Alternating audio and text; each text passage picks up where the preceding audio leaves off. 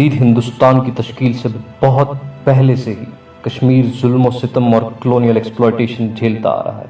अफगानियों ने न सिर्फ कश्मीरियों को गुलाम बनाकर अफगानिस्तान भेजा, बल्कि खित्ते के मशहूर शॉल बुनकरों पर भत्ताखोर टैक्स आयद कर दिए। सिखों ने कश्मीरियों के साथ मवेशियों से थोड़ा बेहतर सलूक किया। गुलाब सिंह ने एंग्लो सिख जंग में अंग्रेजों का साथ दिया और कश्मीर की तगदो ना तो 1947 में शुरू हुई और ना ही ये आज खत्म होने वाली है।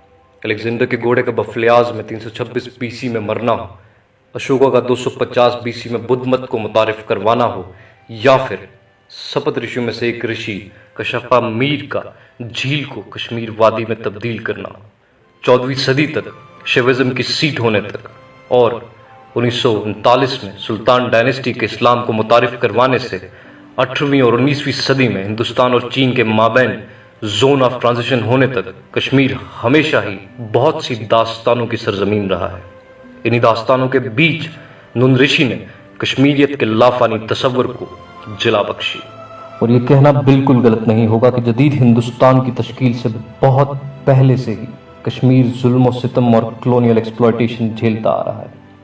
1599 में मुगलिया सल्तनत के कब्जे से लेकर कश्मीर पर अफगानों, सिखों, डोगरों, हिंदुस्तानी और पाकिस्तानी रियासतों का इक़्तिदार संभालने तक कश्मीरियों के अलावा सबकी हुकूमत रही। मुगलों ने खित्ते की गुर्बत को दूर करने या कहत से लड़ने में मदद करने के बजाय सैकड़ों बागात बनाए और इसे अमीरों के लिए मौसम गर्मा की पुरतईश पनाहगाह बना दिया। अफगानियों ने न सिर्फ कश्मीरियों को गुलाम बनाकर अफगानिस्तान भेजा, बल्कि खित्ते के मशहूर शॉल बुनकरों पर भत्ताखोर टैक्स आयद कर दिए, जिसकी वजह से शॉल की सनत बहुत कम हो गई। विलियम मूरक्रॉफ्ट बरतानवी एक्सप्लोरर के मुताबिक सिखों ने कश्मीरियों के साथ मवेशियों से थोड़ा बेहतर सलूक किया। उस वक्त एक सिख के जरिए अगर कोई कश्मीरी कत्ल होता तो 16 से 20 कश्मीरी रुपए जुर्माना की सजा दी जाती थी, जिसमें से 4 रुपए मकतूल अगर वो हिंदू हो तो उसके घर वालों को मिलते थे, और अगर मकतूल मुस्लिम था तो उसके अहल खाना को सिर्फ 2 रुपए मिलते थे। गुलाब सिंह, जो कि 1809 में महाराजा रंजीत सिंह की फौज में शामिल थे, इनको 1822 में महाराजा ने जम्मू का राजा बना दिया। जनरल जोरावर सिंह इनकी डोगरा फौज के बहादुर कमांडर थे। उन्होंने ही लद्दाख को रियासत का हिस्सा बनाया। लेकिन 1842 में जनरल जोरावर सिंह की मौत के 1 साल बाद गुलाब सिंह ने चीन के शाह और उस वक्त के दलाई लामा के साथ ट्रीटी ऑफ चुशूल की। यह मुआहिदा 100 साल तक मोतबर माना गया, जिसके बदले गुलाब सिंह को मानसरोवर के 3 गांवों की जागीर मिली। गुलाब सिंह ने एंग्लो सिख जंग में अंग्रेजों का साथ दिया और जंग के बाद 1846 में ईस्ट इंडिया कंपनी ने वफादारी के बदले में 7.5 लाख नानकशाही रुपए के हकीर रकम के बदले मुआहिदा अमृतसर के तहत कश्मीर फरोख्त कर दिया। बदले में बरतानवियों ने इस नई रियासत के डिफेंस, फॉरेन अफेयर्स और कम्युनिकेशन पर कंट्रोल हासिल कर लिया, जबकि गुलाब सिंह इसके खुद मुख्तियार राजा रहे। गुलाब सिंह और पैदर पै डोगरा हुक्मरानों ने ब्रिटेन की मुस्तकिल वफादारी की अलामत के तौर पर न सिर्फ ईस्ट इंडिया कंपनी के लगाए टैक्सेस को जारी रखा, बल्कि कश्मीरियों पर मजीद भत्ताखोर टैक्स आयद कर दिए। इसके अलावा कश्मीरियों को 2 आलमी जंगों समेत बरतानिया की तमाम जंगों में डोगरा हुकूमत के साथ शामिल होना पड़ा। ये कहना गलत नहीं होगा कि डोगरा हुक्मरानी कश्मीर में मुआशी बत्ताखोरी का बदतरीन दौर था। बेशतर किसान बेजमीन थे, क्योंकि कश्मीरियों को किसी भी जमीन पर कब्जा करने पर पाबंदी आयद थी। 50 से 70% फसलें डोगरा हुक्मरानों के पास चली जाती थी, इसलिए काश्तकार को अपनी काश्त पर अमली तौर पर कोई दस्तरस नहीं थी। डोगरा हुक्मरानों ने बेगारी के निज़ाम को दोबारा मुतारिफ करवाया, जिसके तहत रियासत मजदूरों को थोड़े से या बगैर मुआवजे के लिए मजदूरी करवा सकती है। न सिर्फ हर पेशे पे टैक्स आयद कर दिया गया, बल्कि अगर कोई मुसलमान कश्मीरी शादी का ख्वाहिशमंद होता तो पहले टैक्स अदा करने पर मजबूर था। जबरदस्ती के टैक्स के निज़ाम की इंतहा तब हुई जब टैक्स की कीमत खुद अदा करने के लिए ज़ैलदारी टैक्स भी मुतारिफ हुआ। कश्मीरी पंडित इस दौर में कदर ज़्यादा खुशहाल थे। इन्हें आला तबके की मुलाजमतें और असातिज़ा और सरकारी मुलाजमीन की हैसियत से काम करने की इजाज़त थी। डोगरा हुकूमत ने खित्ते में कश्मीरी की जगह उर्दू को सरकारी ज़बान का दर्जा देकर कश्मीरी मुसलमानों के लिए मज़ीद मुश्किलें खड़ी कर दी।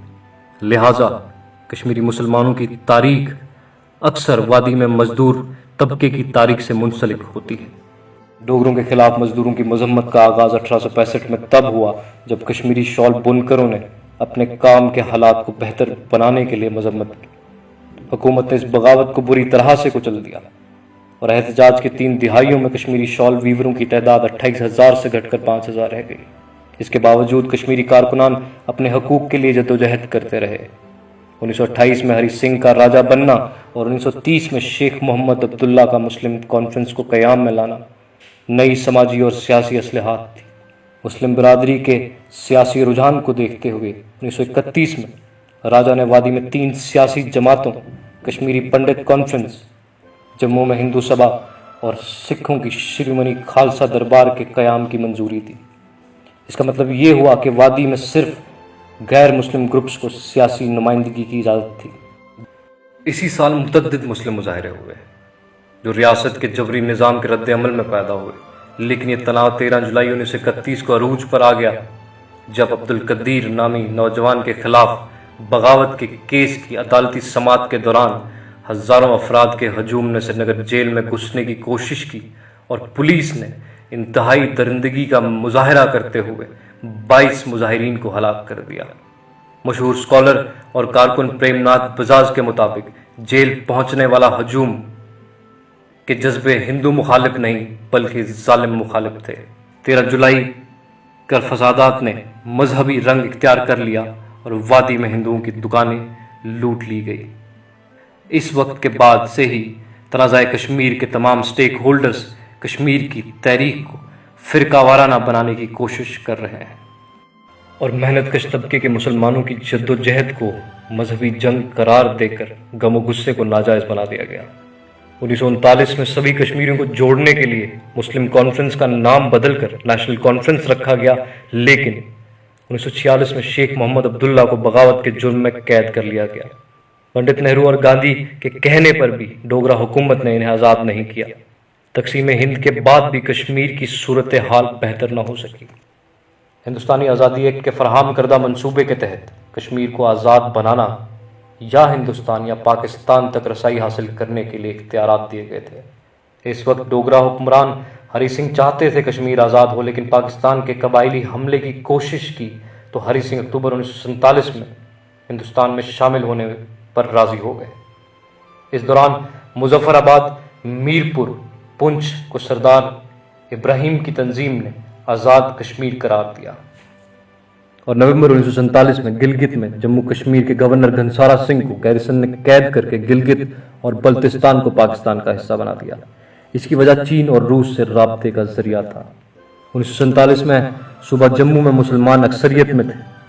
ہارس الیگزینڈر نے 16 جنوری 1948 میں لکھا تھا کہ جموں میں 2 لاکھ مسلمانوں کے قتل عام میں اسٹیٹ اتھارٹیز کا مکمل رضامندی تھی۔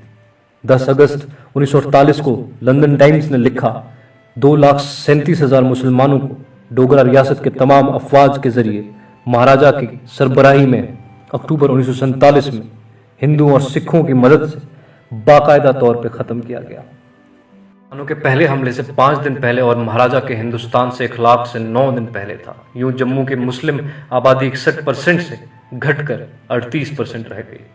گاندھی جی نے 25 دسمبر 1947 کو کہا کہ جموں کشمیر کے ہندو اور سکھوں کو جو باہر سے وہاں گئے ہیں انہوں نے وہاں کے مسلمانوں کو مار ڈالا۔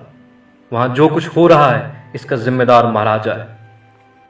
ہندوستان کے پہلے وزیر اعظم جواہر لال نہرو نے ممکنہ پاکستانی حملے سے کشمیر کی حفاظت کے لیے فوج بھیج دی۔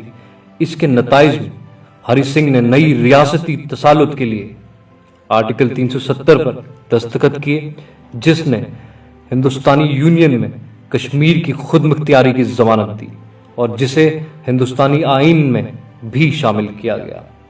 اپریل 1948 میں یو این نے رائے شماری کے فیصلے کے ساتھ ہندوستان اور پاکستان کشمیر سے اپنی فوجیں اور حکومتی کارندے ہٹانے اور رائے شماری تک عبوری حکومت یعنی انٹرم گورنمنٹ کو نافذ کرنے کی صلاح دی۔ کشمیر میں شیخ محمد عبداللہ کو ریاست کا وزیر اعظم بنا دیا گیا اور مہاراجہ کو سربراہ، لیکن رائے شماری نہ ہونی تھی اور نہ ہوئی۔ اس کے چلتے شیخ محمد عبداللہ نے 17 اکتوبر 1950 کو اسٹیٹ لینڈ ایبولیوشن ایکٹ لے آئے، جس کے تحت زمین کاشتکار کی ہوگی نہ کہ مالک کی۔ پھر چاہے نومبر 1951 کے الیکشن ہو یا 1952 کا دہلی ایگریمنٹ، 1953 میں شیخ محمد عبداللہ کی گرفتاری ہو یا 1954 میں بخشی غلام محمد کی حکومت اور صدارتی راج ہو، 1960 کی انڈس واٹر ٹریٹی ہو یا 1962 میں چین کا لداخ کے حصے پر قبضہ کرنا ہو، 1965 کا آپریشن جبرالٹر ہو یا پھر 1967 کا تاشقند میں امن معاہدہ ہو، کشمیر امن کا گہوارہ نہ بن سکا۔ 1971 کی پاکستان سے جنگ کے بعد 1972 میں شملہ معاہدہ، جو کشمیر کی بات تو نہیں کرتا مگر 1975 کے اندرا شیخ ایکارڈ کے لیے زمین ضرور ہموار کرتا ہے۔ یہ ایکارڈ جہاں آرٹیکل 370 کو بحال رکھتا ہے، وہیں یہ ہندوستانی پارلیمنٹ کو جموں کشمیر کے کسی بھی عمل کو ویٹو کرنے کا حق دیتا ہے۔ اور پھر کشمیریت پر زیادتی کے احساس کے ساتھ شیخ صاحب کی وفات ایک نئے بحران کی شروعات کا دور بن جاتا ہے۔ پے در پے ایکارڈز اور الیکشن، کشمیر میں 2 دہائیوں سے زیادہ چلنے والی جنگجوئی مہم نے کشمیر کو مرگزار بنا دیا۔ لیکن 21ویں صدی جہاں سیاسی اتھل پتھل اور مختلف ترقیاتی نظریات کے ساتھ کشمیر کے مستقبل کی نئی اور سنہری زلف سنور رہی تھی، وہیں مرکز میں حکومت کے اہم بدلاؤ نے ملک بھر میں مذہبی رواداری کو بالائے طاق رکھا، اور ساتھ ہی ساتھ 5 اگست 2019 کے حکم نامے کے بعد یعنی 370 کی منسوخی اور جموں کشمیر کے یونین ٹیریٹری بننے، لداخ کو الگ کرنے کے بعد سے جموں کشمیر کا نہ ختم ہونے والا لاک ڈاؤن، تمام کمیونیکیشن لنک کو منقطع کرنا، نقل و حرکت کو محدود کرنا اور ممتاز کشمیری سیاسی، سماجی اور مذہبی لیڈروں کو نظر بند کرنا، کشمیر کی شاہی جبریت کی طویل تاریخ کا ایک اور باب ہے۔ اور آج تک جہاں ہندوستان اور پاکستان کبھی کشمیر کو 2 طرفہ تو کبھی اندرونی مسئلہ گردانتے رہے، کیا چین کی لداخ میں دست درازی کشمیر کے سہ طرفہ ہونے کی نشاندہی کرتا ہے؟ کیا پاک چین اقتصادی کوریڈور اور نیپال میں مینڈرین کا پڑھایا جانا کشمیر میں ایک نئی سیاسی نظام کی شروعات کر سکتا ہے؟ اگر ایسا ہے تو کشمیر کو اپنی بنیادی لچک بحال رکھ کر ایک نئے دور کے لیے تیار رہنا ہوگا۔